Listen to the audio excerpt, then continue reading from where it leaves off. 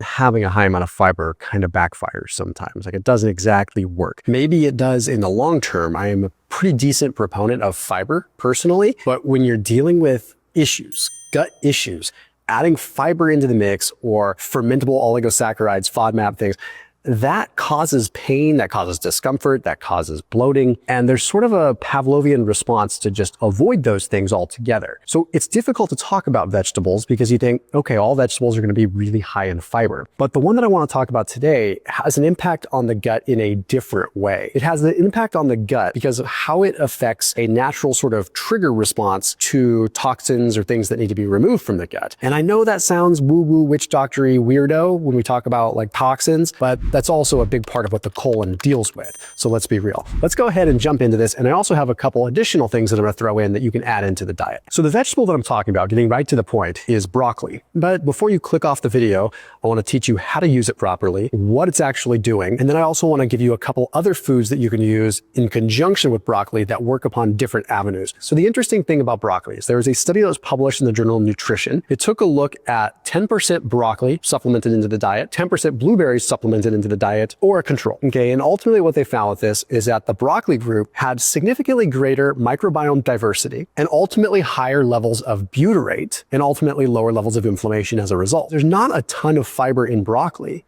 but there's something else going on here. So improved gut microbiome diversity, that's great, but it specifically improved gut microbiome diversity apparently in species that produce butyrate. Butyrate is the cell fuel in the colon. The colic cells love butyrate. So for whatever reason, it's working that specific angle. But it also helps colon health in a different way because broccoli contains something that are called glucosinolates, which turn into something called indole carbazole, or ICZ. Now, there's other aspects we'll talk about that can also turn into indole 3-carbinol, which is good for estrogen digestion. But in this case, ICZ is the main one we're focusing on. Now, this then binds to what is called an aryl hydrocarbon. When this bind occurs, it triggers a reaction within the gut to sort of bind to toxins. So it sort of increases the screening, if you will. So this is really good combined with hydration, things like that, right? So you've got a really nice plethora of things going on here with broccoli. So it's not just the fiber content. It has an actual effect in as far as a reaction to toxins is concerned. But additionally, these glucosinolates can convert into indole 3-carbinol as well. And indole 3-carbinol has an effect on estrogen, which, believe it or not, estrogen is metabolized in the gut. So we don't just create it out of thin air. We can create estrogen a multitude of different ways. There are over 30 different estrogen receptors in the body, but we do metabolize it in what's called the estrobolome. So the fact that it has a direct impact on estrogen modulation, that tells us a lot. So after today's video, I put a link down below for Fatty 15.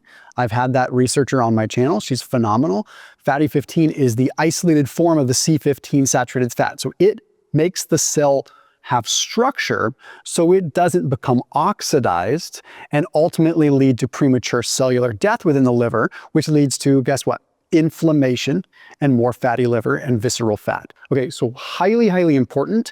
I don't care if you get aged cheese or you use a supplement, but Fatty 15 is a really cool supplement. I put a link down below. That is a 15% off discount link when you use that link and that code down below. I also linked out to Dr. Ven Watson's book, who's one of the pioneering researchers of C15 as this fat that we're deficient in across the human race, really. So those links are down below. Okay, so with all that, that's a lot of gobbledygook. How do you implement this in? Broccoli does contain raffinose. This is a sugar that would cause a lot of distress in people that have colon issues. So people tend to stay away from broccoli as a result. Because if you had gut issues and you sat down and you ate a bowl of raw broccoli, you'd be doubled over in pain and you would have very sulfury smelling gas.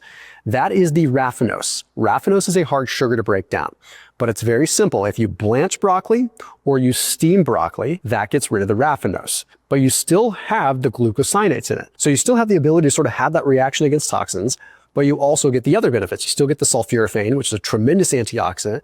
Ultimately, broccoli is one of the most powerful things that you can consume. But I want to throw a couple extra bonuses in there because if you have steamed broccoli, I don't want you to have it every night. I think if you had it every other day, you'd be putting yourself in a good spot.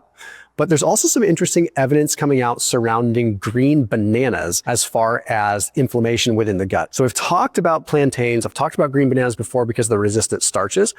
So what you'd want to do is say maybe a half a banana, cut it up into little teeny slices and start with just like 2, 3, or 4 of those little slices, those little quarter-sized slices. Start there. The resistant starch in that green banana fuels the gut, fuels those cells within the gut because it allows the bacteria to sort of ferment them more and results in more butyrate. But then we see some interesting evidence that suggests that more butyrate causes sort of a suppression of overactive T cells. So if you're dealing with gut issues and gut pain, a lot of times you have an inflammatory response and an immune response, being more T cells in the gut.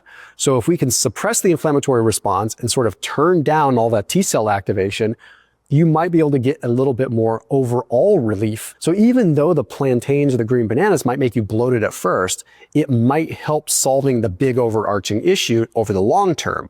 And then broccoli becomes kind of the maintenance thing. So you kind of intervene with broccoli and green banana, and then over time, you can just do little slices of the green banana and treat it like a supplement. Have a few little quarter-sized slices every day and continue to fuel that bacteria. So as always, keep it locked in here on my channel. I'll see you tomorrow.